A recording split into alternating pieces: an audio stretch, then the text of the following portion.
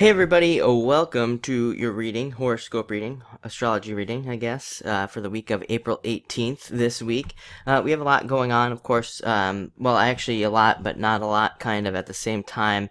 But it should be, I don't know, it's going to be an interesting week, I would say. It'll be interesting to see what plays out with this full moon as well. The full moon doesn't have a lot going on with it, but I think it could still be a very powerful full moon because it's happening at 2 degrees. So, of course, the first few degrees there being very powerful whenever anything enters a sign like that. So, it'll be interesting to see what happens with the moon. But anyway, let's get started here. We have Pluto going retrograde. That's going to be from the 18th and all the way until September 26th. And it's going to be, I think it's a good time to really do a lot of what I've been talking about over the past couple weeks here, doing these astrology videos.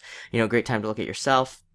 This has been coming up in the cards a lot every single week for everybody too. A lot of you guys have, in a lot of your signs, have had like the 2 of clubs, for example, or maybe like the 5 of clubs as well, or even the 7 of clubs, even the 3 of clubs. We could keep going here, but a lot of you have these cards coming up for your weekly readings, and these are all cards about examining yourself, about looking at yourself, and seeing kind of what you can do to make yourself better, looking at even ugly parts of yourself that you don't like. That could be physical and not physical as well. That could be emotions you have, feelings you have, things that you believe, all these things. We all have things that we don't like about ourselves for whatever reason, and that's nothing to be ashamed of either. I think you definitely don't want to be overcritical of yourself during this time either. We have a lot of stuff going on about like guilt and old guilt coming up. I can't remember exactly what I was talking about last week, and what aspect I was talking about, but I do seem to remember mentioning something about old guilt and how we need to be very gentle with ourselves with these old guilts that could be coming up, especially with this Pluto stuff, the moon and Scorpio as well. I think it could drag a lot of stuff up from from the past as well. And like I said, these could be old guilts and things that we feel guilty about for whatever reason. But there's also a lot of like fate surrounding this Pluto retrograde as well. It should be, like I said, should be pretty interesting to see what happens with this Pluto retrograde here. A lot of you again in the card readings have been getting the 6 of Spades, which is the card of fate and fateful things happening to you. So that could be very exciting as well. We have some things, Uranus. I'm not really going to talk about this too much, but Uranus does square Pluto here, and I think of course that could be very surprising for some. There could be a lot of surprises and things like that happen during this time. But let's kick it off here, just looking at the first kind of transit that's going on, which would be the Moon trining Pluto, which is definitely kind of highlights our feelings, of course, with the Moon. But it also makes us willing to take more risks. This is a great position for taking risks, for being risky.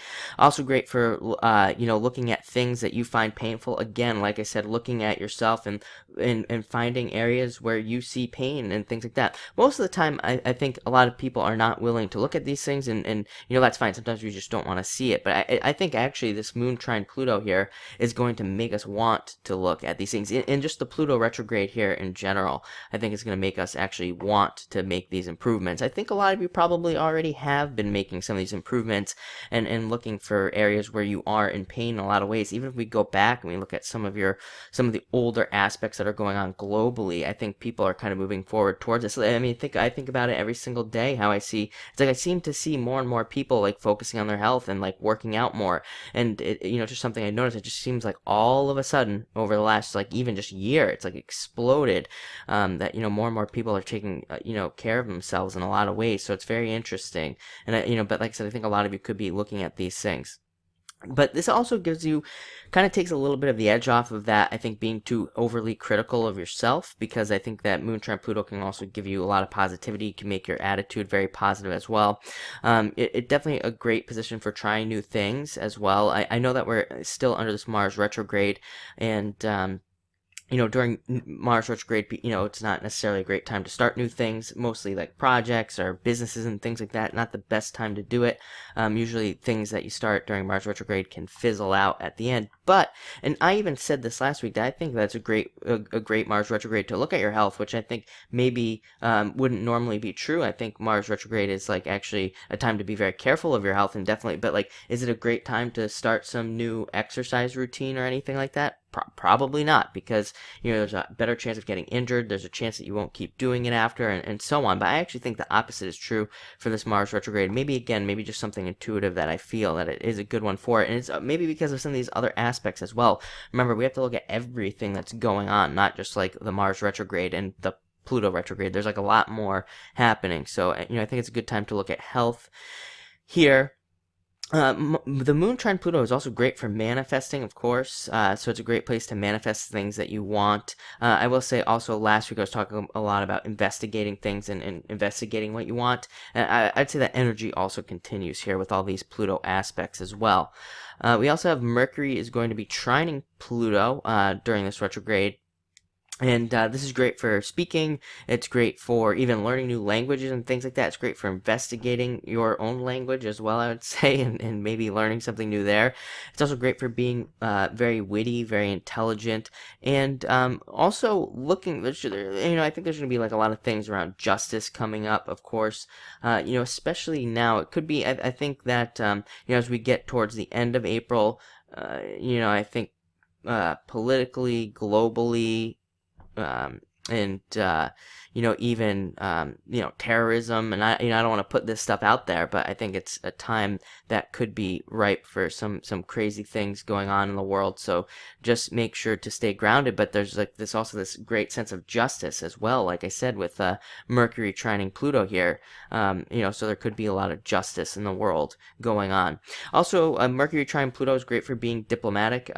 Also, last week there was a lot of energy about being between two things and kind of being able to be a diplomat, and even being able to just negotiate as well comes up here with Mercury trining Pluto. Mercury trining Pluto is great for anybody in speaking and sales as well, so I will say that. Any of you that do any of those things, it should be a pretty great week for you. We also have Venus is going to be squaring Pluto. This is a very passionate energy, makes you very passionate, and can make you a little bit obsessive about things. So try not to be too obsessive, too dogmatic. Try not to be too much of an extremist. Like I said, it's a great time to not be an extremist. I've been talking about this for a while, how it's like the astrology and everything is just pulling people to two sides, and that's it. And there's not a lot going on in the middle. So try, whatever you do, try not to be too one-sided. Try to look at everything. And that's the other thing is during this time, I would say this is going to last for a while, but just the population in general is not going to be willing to open up their eyes. They're not going to be willing to see the truth. So everybody that watches this needs to be different and needs to be willing to see the truth for what it is, even if it doesn't agree with what you agree with. Because there's a lot of that going on. Like I said, there are a lot of truths and things happening where maybe you don't want to see these truths, but it's the truth. And it's like, what do you do? And like I said, the temptation, because of a lot of these things that's going on right here, like Venus square Pluto, I think the temptation is for people to just totally ignore the truth and not be willing to see it, and even spread lies at the most extreme, and especially if we look at Uranus squaring Pluto here, which I said I wasn't going to talk about, but now I'm going to talk about it. I think, that is prime for accepting lies, believing lies, just allowing them to come about. There's a lot of fear around Uranus square Pluto, of course. It happened during the 30s, I believe, which, of course, rise of Hitler, Great Depression, the list goes on and on there for the great things that happened during that time. So, I think that, but I think this will be much more different because, again, we have Mercury trine Pluto, which is justice and allowing people to see the truth. But I think it's super important that you be one of the people that really kind of looks for truth and investigates. Don't just accept things at face value during this time. I'm probably going to say it again and again and again every single week, just so people know. But it's super important. We also have Jupiter trining Pluto. Did I already go over this? I don't think so. Great for health. Great for understanding people as well, so it's great for understanding these things. It's also a very patient and perseverant placement as well, and it makes us very intuitive. Next, so that's it pretty much for the Pluto stuff.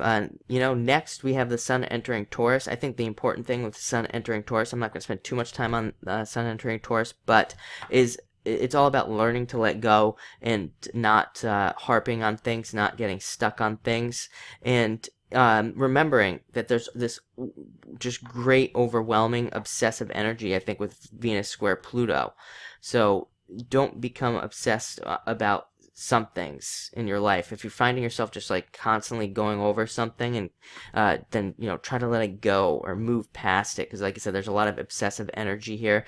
But this is also a very stable position as well, so it should make us all very much more stable. Even just looking forward a little bit, maybe even better money getting better for a lot of people here.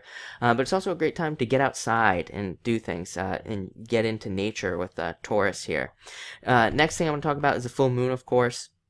We have the full moon in Scorpio. It's going to be on April 22nd, and it's going to be at, I think, 12:24 a.m. Don't quote me on that, because I don't have the exact time. I do apologize. I'll put it in the notes below, the exact time, but I do believe it's like 12:24 a.m. That's going to be Eastern time, and to me, this is like evolution on steroids, is what I'm going to be calling this full moon. Pluto, like I said, we have Pluto involved here, and there aren't a lot of aspects going on around this moon. There's like almost none.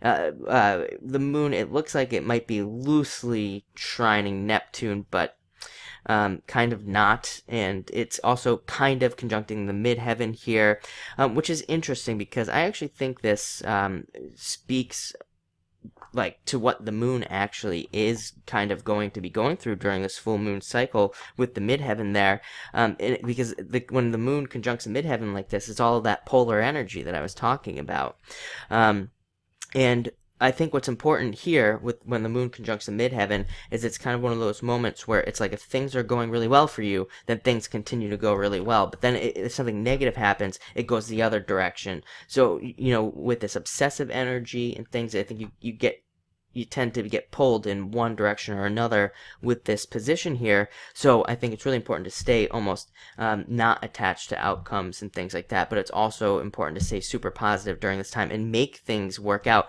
The great news is, I think that with a lot of this stuff, it's almost like we can make things go the way we want. Remember what I said about the Venus squaring Pluto here? We have the ability to manifest a lot of the things that we want. So you can steer the direction of this full moon, I think, with your mind, if you stay very positive during this time. But like I said, there's not a lot going on with the full moon, but again, I would just call it evolution on steroids. I actually don't have a lot to talk about with the moon, because I'm just not feeling much going on with the moon, I guess, to be quite honest. I like I say, I do this astrology more intuitively than anything else, and really it just there's like not a lot there. But like I said, I think a lot of us could be evolving on the inside. I think a lot of us could be doing a lot of like facing ourselves in a lot of ways. And so there could be a lot going on, right? If that happens, we could be, growing in a lot of ways, or really expanding some things. But it'll be interesting to see, like I said, what goes on with that full moon. And finally, of course, we have this grand Earth trine kind of finally starting to line up. That isn't exact yet. Technically, it's not an exact grand Earth trine yet. But I think, it plays into this energy of just watching your energy and not getting lazy, especially with the sun entering Taurus. And all that. I think there could be a little element of laziness, especially with Mars going retrograde. I think it's really important to watch the laziness and to stay motivated and things like that. So that's all I got for you this week. Thank you for watching, and definitely enjoy the week.